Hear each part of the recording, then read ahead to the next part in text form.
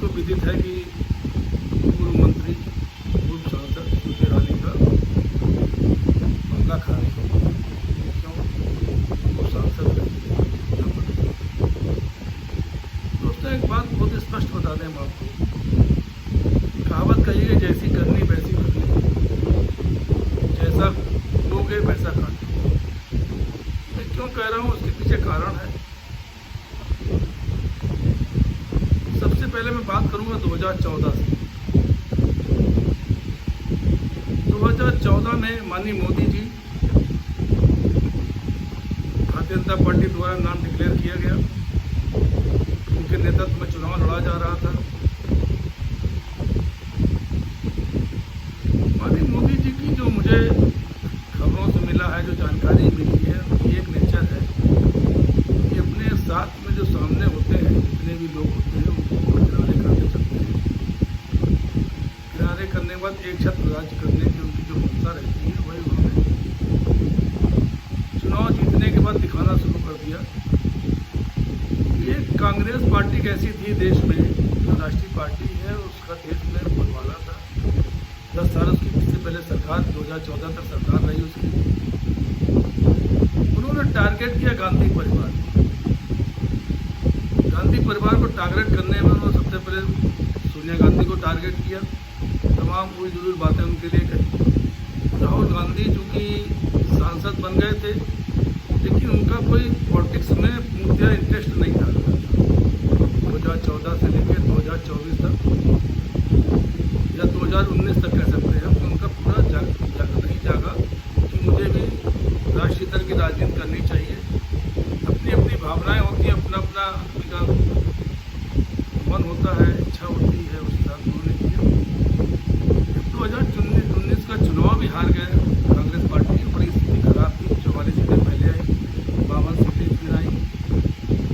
तो मुझे लगता है शायद उनका एक मन जागा होगा, नहीं मुझे राष्ट्रीय पॉलिटिक्स में आना चाहिए। इसकी वजह से उन्होंने भारत जोड़ो यात्रा की, न्याय यात्रा की, जिसका परिणाम ये हुआ कि आज 2024 से जो इलेक्शन हुआ, उसमें 100 से ऊपर सीटें कांग्रेस की आ गई, मजबूत विपक्ष आ गया। इसी क्रम में मैं देखता हूं कि भारतीय जनता पार्टी के बहुत से नेता, कि जब आपका लीडर जो भाषा बोल रहा है, जो मैंने लाइफ में देखा है, उसी भाषा को सब फॉलो करते हैं। इसलिए फॉलो करते हैं कि उसका उनको बेनिफिट मिलता रहता है। लोगों को बेनिफिट मिला उस भाषा का इस्तेमाल करने से। बहुत सी जो मैं उदाहरण देना चाहूँगा, नंदन राणा, कंगना रनौत, स्मृति ईरानी और बहुत से ऐसे नेता हैं जिनको इसका फायदा मिला। ये फायदा क्या होता है, जब अहंकार अहम में आदमी डूब जाता है तो उसको ये नहीं दिखाई पड़ता मैं जो कह रहा हूँ या जो कर रहा हूँ उसका क्या नतीजा होगा। करते जाता है और इंतहा बुझा देता है। मैंने वही देखा स्मृति ईरानी के लिए कि 2019 में 50,000 वोट से वो चुनाव जीत गए।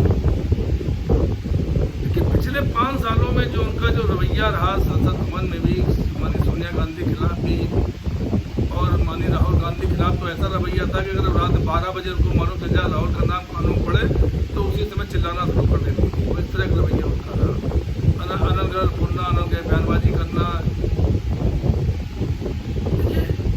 2014 से पहले जो राजनीति थी,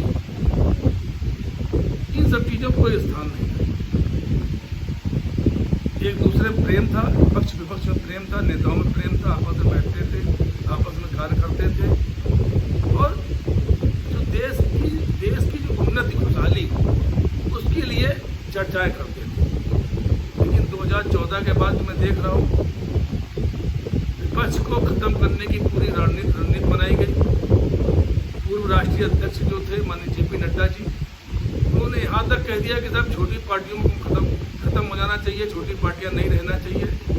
लेकिन आज एक बड़ी खुशी की बात है, उन्हीं छोटी पार्टियों के दम पे आज, चूँकि 2024 के इलेक्शन में माननीय मोदी जी को पूर्ण बहुमत नहीं मिला, 240 सीटें जनता ने दी और विपक्ष को भी बड़ा मजबूत कर दिया। उन्हीं छोटी पार्टियों की मदद से आज NDA की तीसरी बार सरकार बनी है। आज मोदी जी की तीसरी बार सरकार बनी, जिसका नाम NDA रखा गया। देखिए, आज अगर आप खत्म करने की बात कर रहे थे तो आपने समर्थन लेकर सरकार क्यों बनाई? ये सिर्फ इतना है कि मैं जब छोटी पार्टियों खत्म कर दूंगा, जब प्रदेशों में है, तो मेरा एक छत्रप राज्य हो जाएगा, एक छत्रप राज्य हो जाएगा। लेकिन कहते हैं भगवान की लाठी में देर है अंधेर नहीं है। भगवान की लाठी जब चलती है तो बेआवाज़ चलती है, और उसमें अच्छे जो बड़े बड़े जो होते हैं वो फंस जाते हैं। मुझे लगता है वही हाल हुआ 2024 में। जनता देखती रही, सुनती रही, समझती रही। स्मृति ईरानी जो पुरुषती नहीं, उनको घमंड लग रहा था, अहम लग रहा था कि मैं जो बोल रही हूँ सही बोल रही हूँ। देश की जनता सुनना चाहती, लेकिन देश की जनता इस तरह की बयानबाजियाँ नहीं सुनना चाहती। ना देश की जनता सुनना चाहती, ना जो लोकसभा का जो हमारा मतदाता होता है वो भी नहीं चाहता कि हम इस तरह की भाषा शैली सुनें। वो चाहता है कि हमारा जो सांसद बना है, अगर उसको हमने यहाँ सांसद बनाया है तो उसके प्रति वो उसका काम होना चाहिए कि समाज के प्रति उस लोकसभा सीट में जितने हमारे मतदाता हैं उनके लिए एक कार्य करे, अच्छा कार्य करे, हवाबाजी ना करे, जुमलेबाजी ना करे, जो कि चलती रही बराबर 5 सालों में चलती रही जुमलेबाजी, हवाबाजी। बहुत से ऐसे उदाहरण हैं। अयोध्या सीट हार गए इसीलिए ये, वहाँ भी जुमलेबाजी, हवाबाजी चलती रही। राम मंदिर का नाम लेके लोगों को भड़काया गया, लोगों से वोट मांगने की रणनीति उन्हें व्यापार बना दिया गया।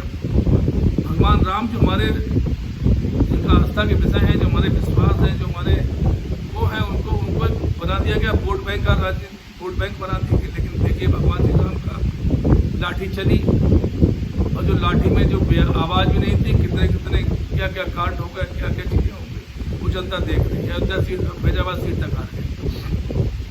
अब मैं आता हूँ स्मृति ईरानी के ऊपर। इन्होंने पूरे 5 साल में जो नहीं कहना चाहिए था अपने अहम घमंड उसमें, वो कहती चली गई। नतीजा क्या हुआ? राहुल गांधी तो नहीं लड़े, राहुल गांधी जी रायबरेली सीट से लड़ गए। उन्होंने अपने एक कार्यकर्ता को सीट स्थान दिया, और उस कार्यकर्ता ने 1,62,000 से करा दिया। अब चूंकि सांसद भी नहीं है और इतनी चमचागिरी नहीं हो पाई, हम चमचागिरी कहेंगे इसको, इतना वो नहीं हो पाया जिसकी वजह से वो कोई पद ले पाए। यहाँ तक कि संगठन का पद भी शायद उनके पास इस समय नहीं है। तो जब संगठन का पद नहीं है, जब सांसद नहीं है, मंत्री नहीं है, तो निश्चित जो आवास में आप रह रही हैं उस आवास को आपको खाली करना पड़ेगा। और उन्होंने आवास खाली किया। उससे पहले एक बार आपको याद होगा, बहुत राहुल गांधी जी की संसदीय एक केस था जिसमें कुछ उन्होंने मोदी करके बोला था, उसकी वजह से उनकी 2 साल सजा हुई। और जबकि जज ने कहा कि 30 दिन का टाइम है, 30 दिन में आप हाईकोर्ट चले जाएं, लेकिन हमारी सरकार भी जल्दी थी, उन्होंने तुरंत सांसदी खत्म की और घर खाली करा दिया। तो स्मृति ईरानी बोली कि ये घर जो है ये देश की जनता का घर है, देश के पैसे घर है, इसे तुरंत खाली करना चाहिए। राहुल गांधी जी ने खाली करके दूसरी जगह शिफ्ट हो गए। आज क्या स्थिति हुई आप देखिए। आज वही स्मृति ईरानी है, वही भारतीय जनता पार्टी है, वही अमित शाह जी हैं, वही मोदी जी हैं, सब कुछ वही है। लेकिन क्या हुआ, स्मृति ईरानी जी को खाली कराना पड़ा। स्मृति ईरानी जी के बारे में एक चीज़ और मुझे मालूम चली है, जो सच है या नहीं है तो जनता जानती है। जब ये दिल्ली आई, इनको जिसने दोस्त, जो महिला दोस्त थी इनकी, उसने इनको घर में शरण दी। उनके पति पारसी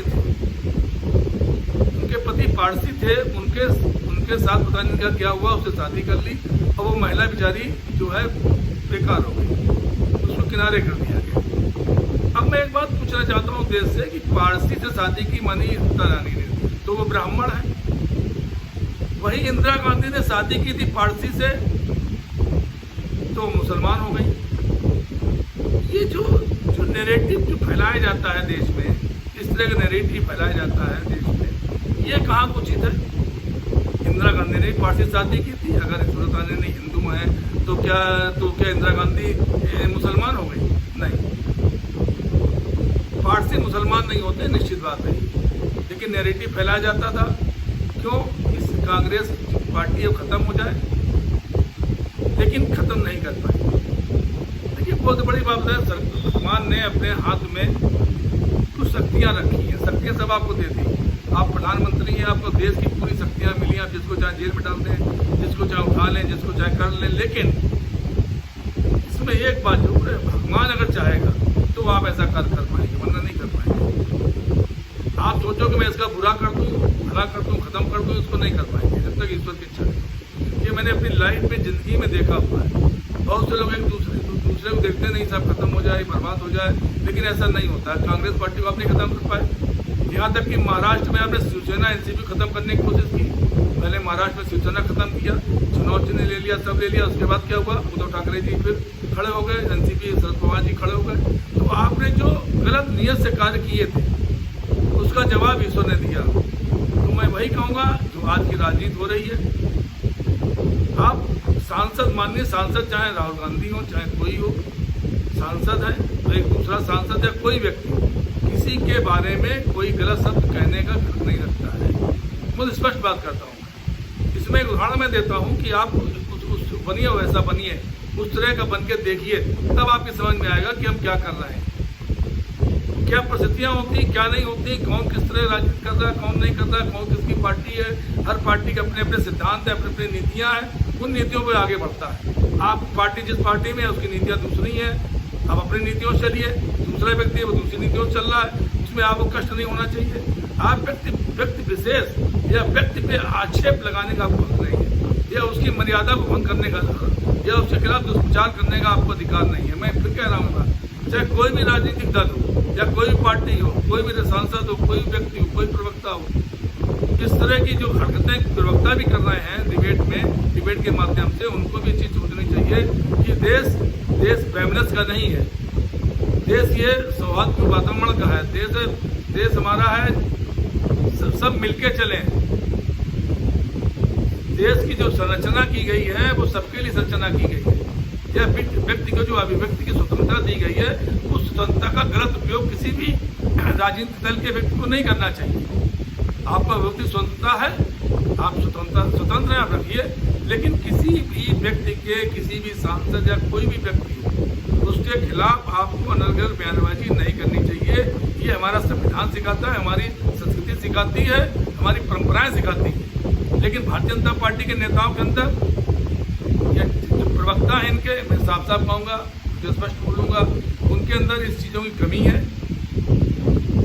तो अगर आपको सही ढंग की राजनीति करनी है, सही ढंग से सोचना है, देश के बारे में सोचना है, तो आप ये सोचें कि देश के जो गरीब हैं, मध्यम वर्गीय हैं, जो महंगाई और बेरोजगारी से जूझ रहे हैं, उनके लिए क्या कैसी सेवा हम कर सकते हैं।